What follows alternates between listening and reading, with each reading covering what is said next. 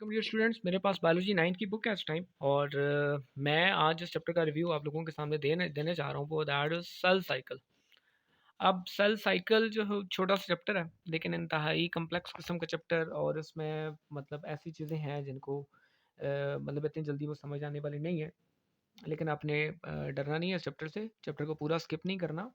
कुछ चीज़ें मैं आपको बताऊंगा कि जो कि यानी कि कम चांसेस हैं पेपर में आने के, वो आप चलें कुछ चीज़ें स्किप कर सकते हैं। बाकी आपने चैप्टर जो है वो कंप्लीट करना है। और डिस्कशन के बाद आपको लगेगा कि चैप्टर इतना मुश्किल नहीं है जितना आप उसे लेके बैठे हुए हैं। सबसे पहले आपने जो काम करना है वो है जी सेल साइकिल की डेफिनेशन, जो कि यहाँ से शुरू होकर यहाँ तक है। देन सेल साइकिल के दो मेन फेजेज हैं, that is interphase and M phase. अब एम फेज क्या होता है, ये रिलेटिवली शॉर्ट पीरियड है। और इंटरफेज जो है वो लॉन्ग पीरियड है, जहाँ पे एक सेल जो है वो जस्ट उसने ग्रो करना है। अब इंटरफेज को फर्दर कुछ स्टेप्स के अंदर डिवाइड किया गया है, जो कि ये वाले हैं, स्केच में सारा कुछ दिया हुआ है। इंटरफेज में हमारे पास G1 फेज़ है, S फेज़ है और G2 फेज़ है। अब G1 फेज़ में होता क्या है, ये अब चीज़ें आपने 3 पॉइंट्स यहीं से याद करके अपने पॉइंट्स बस याद करना है, ये वाले 3 पॉइंट्स। एस फेज़ में क्या होता है जी, ये 3 पॉइंट्स आपने याद कर लेने हैं। G2 फेज़ में क्या होता है, ये 3 पॉइंट्स आपने याद करने हैं। ये है जी आपका इंटरफेस। अच्छा, यहाँ पे एक G0 फेज़ भी लिखा हुआ है। G0 फेज़ पे अक्सर एक नोट छोटा सा आ सकता है, तो आपने G0 फेज़ को ज़रा कंप्लीटली रीड कर लेना है। G0 फेज़ में सिर्फ वो सेल्स जाते हैं जिन्होंने सारी ज़िंदगी या तो डिवाइड नहीं होना या कुछ टाइम यानी लंबे अरसे के लिए उन्होंने डिवाइड नहीं होना, तो वो G0 फेज़ में चले जाते हैं। और G0 फेज़ के अंदर क्या होता है, ये पॉइंट्स यहाँ पे लिखे हुए हैं। देन हमारे पास आता है जी एम फेज़। अब एम फेज़ दो तरह का होता है, यानी या तो वो माइटोटिक फेज़ होगा या मियोटिक फेज़ होगा। सबसे पहले हम जिस प्रोसेस को डिस्कस करने जा रहे हैं जी, वो है जी माइटोसिस। माइटोसिस की डेफिनेशन आपको यहाँ से मिल जाएगी, जिसमें एक सेल से बनेंगे दो सेल, और उन दोनों सेल्स में नंबर ऑफ क्रोमोसोम उतने ही होंगे जितने पेरेंट सेल के अंदर हैं, यानी जिस सेल से वो सेल्स बने हैं।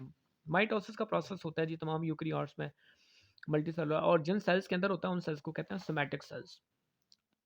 सोमैटिक सेल्स साइड पे डेफिनेशन, यानी हमारी बॉडी में दो तरह के सेल्स हैं, एक है सोमैटिक सेल्स, एक है जर्म लाइन सेल्स।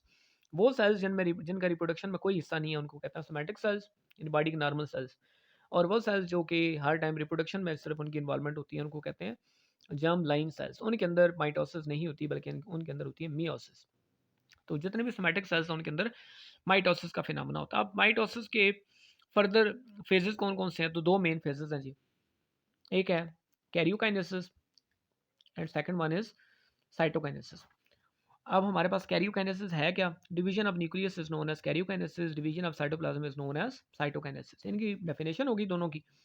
कैरियोकाइनेसिस के फर्दर स्टेप्स हैं जी। सबसे पहला स्टेप है प्रोफेज। अब जो चीज़ें मैं आपको बताने जा रहा हूँ वो उनको आपने ज़रा गौर से सुनना है, ताकि आपको वो पॉइंट्स ज़रा एक ही दफ़ा क्लियर हो जाएँ। क्योंकि ये वो चीज़ें हैं जो कि आपको first year, second year, even जब आप नेक्स्ट लेवल पे जाएँगे तब भी हर क्लासेस में आपको यही चीज़ें सेम जो हैं वो एज़ इट इज़, ये चीज़ें जो हैं वो वहाँ पे रहती हैं। अच्छा, हम आते हैं जी सबसे पहले कहाँ पे जी, प्रोफेज़ पे। प्रोफेज़ वो पहला कैरियोकाइनेसिस का स्टेप है कि जिसमें क्या-क्या काम होने जा रहे हैं जी, ये आपने नोट कर लेने हैं। प्रोफेज़ में सबसे पहले क्रोमैटिन जो है वो कंडेंस होके क्रोमोसोम में कन्वर्ट होंगे। उसके बाद हमारे पास आप आ जाएँगे जी नेक्स्ट पॉइंट पे। सेंट्रियोल्स जो हैं, जो कि न्यूक्लियस के बिल्कुल करीब हैं, वो डुप्लिकेट होंगे और अपोजिट पोल्स की तरफ जाएँगे और स्पिंडल फाइबर बनाना शुरू कर देंगे। उसके बाद न्यूक्लियर एनवेलप जो है वो टूटना शुरू हो जाएगा। न्यूक्लियर मेम्ब्रेन टूटना शुरू हो जाएगी और न्यूक्लियोलस जो है वो गायब हो जाएगा। ये सारे काम हो रहे हैं आपके पास प्रोफेज़ में। जो पॉइंट्स मैंने बोले हैं, आपने वीडियो को ज़रा पॉज़ करना है और इन पॉइंट्स को एनलिस्ट कर देना है, इनकी एक लिस्ट बनानी है। मैं रिपीट कर देता हूँ। सबसे पहले क्रोमैटिन कंडेंस होकर क्रोमोसोम में कन्वर्ट होंगे। देन हमारे पास सेंट्रियोल्स जो है वो स्पिंडल फाइबर, यानी स्पिंडल फाइबर फॉर्मेशन जो है वो स्टार्ट हो जाएगी। न्यूक्लियर मेम्ब्रेन टूट जाएगी, न्यूक्लियोलस गायब हो जाएगा। और ये सारे काम जो हैं ये हो रहे हैं हमारे पास प्रोफेज़ के अंदर। अब नेक्स्ट हम चले जाते हैं नेक्स्ट फेज़ पे, that is metaphase.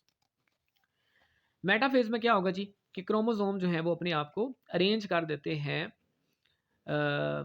Spindle fibre के ऊपर और एक प्लेट बनाते हैं, जैसे कहता है मेटाफेज़ प्लेट। यानी मेटाफेज़ के अंदर स्पिंडल फाइबर्स सफिशिएंट लेंथ पे ग्रो कर जाते हैं। काइनेटोकोर, उनको काइनेटोकोर फाइबर्स कहते हैं।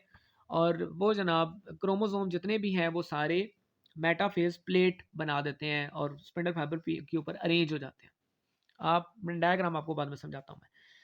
नेक्स्ट हम आते हैं एनाफेज पे। एनाफेज में क्या होगा? एनाफेज में जस्ट आपने ये वाला पॉइंट जो है वो नोट कर लेना है कि स्पिंडल फाइबर जो है वो कॉन्ट्रैक्ट करते हैं और वो क्रोमोसोम को अपनी तरफ खींचते हैं। और जब हमारे पास एनाफेज ख़त्म होगा तो आइडेंटिकल कॉपीज ऑफ क्रोमोसोम जो हैं वो अपोजिट पोल्स पे पहुंच जाएंगे। देन हमारे पास आता है जी टीलोफेज। टीलोफेज जो है वो प्रोफेज का रिवर्स प्रोसेस है। जितनी भी चीज़ें मैंने आपको प्रोफेज में बताई हैं आपने इनको रिवर्स कर देना है तो वो टीलोफेज के पॉइंट्स बन जाएंगे। देन मैं इनकी डायग्राम्स के ऊपर आ जाता हूँ। सबसे पहले हमारे पास आता है जी प्रोफेज। अब ये देख सकते हैं ये भी प्रोफेज और प्रोफेज। अब अर्ली प्रोफेज और लेट प्रोफेज, ये आप 3 कैटेगरीज में डिवाइड करें। आपको सारे काम यहाँ पे नजर आ रहे हैं कि क्रोमैटिन कंडेंस होकर क्रोमोसोम के अंदर कन्वर्ट हो रहा है। सेंट्रियोल्स हैं वो अपोजिट पोल्स की तरफ मूव कर रहे हैं आफ्टर डुप्लीकेशन, और ये अभी मूव करके जा रहे हैं। देन हमारे पास इस तरह की कंडीशन हो जाती है लेट प्रोफेज में, यानी ये वाली कंडीशन है कि क्रोमोसोम जो है वो अरेंज होने जा रहे हैं स्पिंडल फाइबर्स के ऊपर, और ये मेटाफेज है कि जिसमें क्रोमोसोम जो है वो स्पिंडल फाइबर्स के ऊपर अरेंज हो चुके हैं। देन हमारे पास आता है जी एनाफेज। एनाफेज में ये जो स्पिंडल फाइबर है ये क्रोमोसोम्स को यहाँ से खींचना शुरू कर देते हैं कॉन्ट्रैक्शन के बाद। और देन हमारे पास टीलोफेज आता है। टीलोफेज में क्या होता है कि आप एक सेल से 2 सेल अभी नहीं बने लेकिन यहाँ तक सारा कुछ काम पहुँच गया है। अब क्या होगा, न्यूक्लियर मेम्ब्रेन जो है वो दोबारा से बन रही है, न्यूक्लियोलस रीअपीयर हो जाता है। देन हमारे पास क्रोमोसोम जो है वो अभी वापस जा रहे हैं क्रोमैटिन के अंदर। तो ये सारे काम हो रहे हैं जी टीलोफेज में। अब आता है जी हमारे पास next step, that is cytokinesis. Cytokinesis में क्या होता है जी? It is a division of the cytoplasm. अच्छा, ये वाला जो पॉइंट है यहाँ से, लेकिन आप साइटोकाइनेसिस कंप्लीट करें। उसकी वजह मैं आपको बताऊं कि लास्ट टाइम पेपर के अंदर ये क्वेश्चन आया था कि एनिमल सेल और प्लांट सेल में साइटोकाइनेसिस जो है वो किस तरीके से डिफरेंट है। तो जब तक आप ये पैराग्राफ दोनों नहीं पढ़ते आपको ये चीज़ क्लियर नहीं होगी। एनिमल सेल में सेल वॉल नहीं होती, दैट्स वाई वहाँ पे जस्ट सेल्स जो हैं वो पिंच करते हैं, अंदर की तरफ आती है सेल में ब्रेन, और एक सेल जो वो 2 सेल में डिवाइड हो जाता है। जबकि प्लांट सेल में चूँकि सेल वॉल होती है, सेल वॉल काफ़ी सख्त होती है, इसलिए वहाँ पे स्पेशल सिजर्स आती हैं बन के, जो कि गॉल्जी बॉडीज इनको बनाती है, और वो एक सेल प्लेट फॉर्म करते हैं जिसे कहते हैं फ्रेगमोप्लास्ट, जो कि 2 सेल्स को बीच में से काटना शुरू कर देगा। और इस तरीके से ये जो डायग्राम्स हैं ये भी आपने बनानी है। ये एनिमल सेल की साइटोकाइनेसिस है और ये प्लांट सेल की साइटोकाइनेसिस है। ये बीच में फ्रेगमोप्लास्ट बना और इसने सेल को काटना शुरू कर दिया, और यूं आपके पास एक सेल से 2 सेल्स जो हैं वो बन चुके हैं। तो साइटोकाइनेसिस दोनों का आपने, यानी एनिमल और प्लांट सेल का कंपेयर करके आपने याद करना है। देन हमारे पास है जी significance of mitosis. Paper point of view से बहुत इंपॉर्टेंट है लॉन्ग क्वेश्चन के लिए। तो आपने सिग्निफिकेंस में क्या क्या पॉइंट्स लिखने हैं जी? एक तो आपने लिखना है जी कि डेवलपमेंट एंड ग्रोथ, कि ये जितना भी प्रोसेस हो रहा है, यानी ज़ाइगोट से अडल्ट बनने तक, फिर इवन डेथ तक ये प्रोसेस है वो चलता रहता है माइटोसिस का। सेल रिप्लेसमेंट, यानी उसने एग्जांपल भी दिया है कि एक सेल जब किसी वजह से मर जाता है तो उसकी जगह नए सेल्स हैं वो बनते हैं। तो ये सेल रिप्लेसमेंट जो है this is because of the mitosis. Red blood cell की एज होती है 120 डेज, 120 दिनों के बाद रेड ब्लड सेल्स मर जाते हैं, उनकी जगह नए सेल्स बनते हैं, तो वो माइटोसिस की वजह से बनते हैं। रीजनरेशन का फिनोमेना, सी स्टार का एक बाजू कट गया, उसकी जगह नया बाजू बन जाएगा, this is because of the mitosis. अच्छा, कई दफ़ा अब इसी तरह ए सेक्शुअल रिप्रोडक्शन जो है वो भी एक माइटोसिस की एक टाइप है, कि जिसमें अब ये जिस तरह एक प्लांट है तो उसकी रूट ने आगे ग्रो किया फर्दर, तो इस रूट की यहाँ पे माइटोसिस का प्रोसेस होने जा रहा है, और माइटोसिस की वजह से पूरा नया प्लांट जो है उस वजह से बन गया। उसके अलावा ग्राफ्टिंग और ये सब कुछ, ए सेक्शुअल रिप्रोडक्शन जितनी भी होती है, ये हाइड्रा है, हाइड्रा का एक पार्ट जो है वो जस्ट थोड़ा सा बड़ा हुआ, एक बड बना, बड के अंदर माइटोसिस का प्रोसेस हुआ, जल्दी से एक अडल्ट पूरा बन गया और वो उससे सेपरेट हो गया, this is because of sexual reproduction. कई दफ़ा ऐसा होता है कि माइटोसिस का फिनोमेना जो है वो हो जाता है जी, उसमें आ जाता है एरर, और अनकंट्रोल्ड डिवीजन जो है वो स्टार्ट हो जाती है। तो uncontrolled cell division is known as tumour or cancer. अब ट्यूमर 2 तरह के हैं। वो ट्यूमर्स जो कि अपनी ही जगह पे रहेंगे, हमेशा अपनी ओरिजिनल लोकेशन पे रहेंगे, उनको कहते हैं बिनाइन ट्यूमर्स। और वो ट्यूमर्स जिनके फैलने का खदशा होता है, जो फैल जाते हैं, उनको कहते हैं मेलिग्नेंट। किसी भी कैंसर का या ट्यूमर का पूरी बॉडी के अंदर फैल जाना या नेबरिंग सेल तक फैल जाना, इस प्रोसेस को कहते हैं metastasis. Very much important for the paper point of view. Next, meiosis. Meiosis काफ़ी कम्प्लेक्स प्रोसेस है। मियोसिस का ये पैराग्राफ आपको बताएगा कि मियोसिस क्या होती है। मियोसिस में एक सेल से बनती है जी आपके पास 4 सेल्स, और वो जो 4 सेल्स बन रहे हैं उनके अंदर number of chromosomes parent cell से आधे होते हैं, यानी पेरेंट सेल 2n होता है डिप्लाइड, जबकि जितने भी नए 4 सेल्स बने हैं उनके अंदर नंबर ऑफ क्रोमोसोम जो है वो 1n होता है, क्रोमोसोम हाफ रह जाते हैं। अब मियोसिस का प्रोसेस है वो माइटोसिस से डिफरेंट किस तरीके से आई है उसको डिस्कस करते हैं। असल में मियोसिस जो है वो 2 टाइम्स माइटोसिस का नाम है, यानी मियोसिस जो है वो डबल 2 टाइम्स होगा प्रोसेस सारा, तो वो मियोसिस में आएगा। तभी एक सेल से 4 सेल बनेंगे, क्योंकि माइटोसिस में एक सेल से 2 सेल बनते हैं, जबकि मियोसिस में एक सेल से बनते हैं 4 सेल। क्यों? क्योंकि ये 2 दफ़ा डिवीजन का नाम है। अच्छा, इसमें सबसे पहले आपने देखना है कि मियोसिस 1 जो है वो क्या होती है जी। मियोसिस 1 में एक सेल से बनेंगे 2 सेल, और जितने भी आप फेजेस देखेंगे सब के साथ आपने 1-1-1 जो है वो लिख देना है। अब सबसे पहले कैरियोकाइनेसिस स्टार्ट हो जाता है, तो कैरियोकाइनेसिस जो है उसका पहला फेज होगा प्रोफेज 1। और ये कई दफ़ा क्वेश्चन यूँ आता है कि how the prophase 1 is different from prophase of mitosis. तो ये आपने सारे पॉइंट्स भी याद रखने हैं कि प्रोफेज 1 जो है वो लॉन्गेस्ट फेज है। जिस तरह पीछे हमने माइटोसिस का प्रोफेज देखा, वहाँ पे देखा हमने कि किसी तरह का क्रॉसिंग ओवर नहीं हो रहा था, जबकि यहाँ पे क्रॉसिंग ओवर होगा। यहाँ पे क्या होगा जी कि हर जो क्रोमोसोम का होमोलोगस पेयर है वो आपस में एक दूसरे के करीब आएंगे, टेट्रेड की फॉर्मेशन होगी और क्रॉसिंग ओवर होगा। अब क्रॉसिंग ओवर क्या चीज़ होती है? एक्सचेंज ऑफ सेगमेंट, यानी आपने यहाँ से डेफिनेशन याद कर लेनी है क्रॉसिंग ओवर की। क्यास्मेटा की भी आपने डेफिनेशन याद करनी है कि point of attachment is known as chiasmata. और ये डेफिनेशन है साइनाप्सिस की। दो तीन डेफिनेशन यहाँ पे आ गई, ये आपने याद करनी है। टेट्रेड की डेफिनेशन भी आपने याद कर लें। और क्रोमोसोम जो है वो इस शक्ल में आते हैं और आपस में एक दूसरे के साथ जेनेटिक मटेरियल का एक्सचेंज करते हैं। ये वो सारे काम है जो कि प्रोफेज माइटोसिस की प्रोफेज में नहीं हो रहे थे। माइटोसिस का प्रोफेज शार्ट सा प्रोसेस होता है, जबकि ये बहुत लंबा प्रोसेस है। माइटोसिस के प्रोफेज में किसी तरह की कोई साइनाप्सिस नहीं होती थी, यहाँ पे साइनाप्सिस होती है। वहाँ पे किसी तरह की क्रॉसिंग ओवर नहीं होती थी, यहाँ पे क्रॉसिंग ओवर होती है। These are the differences between the prophase 1 of meiosis and prophase of mitosis. बाकी काम वही होंगे जी। क्रोमोसोम्स कंडेंस करेंगे, यानी क्रोमैटिन कंडेंस होगा, क्रोमोसोम में कन्वर्ट होंगे। सेंट्रियोल्स जो हैं वो मूव करेंगे आहिस्ता आहिस्ता अपने पोल्स की तरफ, और स्पिंडल फाइबर की फॉर्मेशन स्टार्ट हो जाएगी। न्यूक्लियर मेम्ब्रेन जो है वो आहिस्ता आहिस्ता रप्चर होना शुरू हो जाएगी और न्यूक्लियोलस गायब हो जाएगा। ये सारे काम वही हो रहे हैं। अच्छा, मेटाफेज 1 जो है वो आपने याद करना है, वही काम कि पेयर्स ऑफ होमोलोगस क्रोमोसोम्स। वहाँ पे सिर्फ होमोलोगस क्रोमोसोम जो है वो अरेंज होते थे, यहाँ उनका एक पेयर पूरा जो है वो अरेंज होगा, मेटाफेज प्लेट बनाएगा। एनाफेज में यही काम होगा कि क्रोमैटिन जो है वो जो सेंट्रियोल्स हैं वो कॉन्ट्रैक्ट करेंगे और क्रोमोसोम्स को पोल्स की तरफ खींचेंगे। टीलोफेज में क्या होगा जी कि क्रोमोसोम जो है वो अपने अपने पोल्स पे पहुंच जाते हैं। आपने टीलोफेज 1 को, ये जो प्रोफेज 1 के ये वाले पॉइंट्स हैं, इनका आपने रिवर्स कर देना है। यानी सारे काम आपने रिवर्स करेंगे तो वो कन्फर्म हो जाएगा। देन होगा जी आपके पास साइटोकाइनेसिस। उसी तरीके से जिस तरह प्लांट सेल और एनिमल सेल में डिफरेंट डिफरेंट था, यहाँ पे भी डिफरेंट उसी तरीके से होगा, और एक सेल से बन जाएंगी 2 सेल्स कंप्लीट। देन स्टार्ट होगा जी मियोसिस 2। अब हमारे पास मियोसिस 2 जो है वहाँ पे क्या होगा जी। अच्छा, मैं एक डिटेल वीडियो बनाऊंगा इस पे, आप परेशान ना हो। आपको जो जो चीज़ें समझ नहीं आएंगी आपने मुझे कमेंट बॉक्स में बताना है। वैसे भी मैं प्रोफेज और मेटाफेज एनाफेज हर एक के ऊपर एक डिटेल वीडियो बनाऊंगा, और आपको ये पॉइंट्स वहाँ पे लिखे हुए नजर आएंगे, वही पॉइंट्स आपने याद करने हैं। अच्छा, नेक्स्ट मियोसिस 2 में आपने सारे वही पॉइंट्स, अगर ये आ जाता है मियोसिस 2 कंप्लीट, तो मियोसिस 2 में आपने वो सारे पॉइंट्स लिखने हैं जो कि आपने माइटोसिस में पढ़े। यानी meiosis 2 is just like mitosis. सब काम वही हो रहे हैं, प्रोफेज मेटाफेज एनाफेज टीलोफेज, सारे वही पॉइंट्स हैं जो आपने माइटोसिस में पढ़े हैं। मैं अगेन रिपीट कर रहा हूँ, मियोसिस 2 और मियोसिस 1 ये आपस में यानी ये डिफरेंट है, जबकि मियोसिस 2 और माइटोसिस ये सिमिलर प्रोसेस है। देन जी मियोसिस की सिग्निफिकेंस आ जाती है।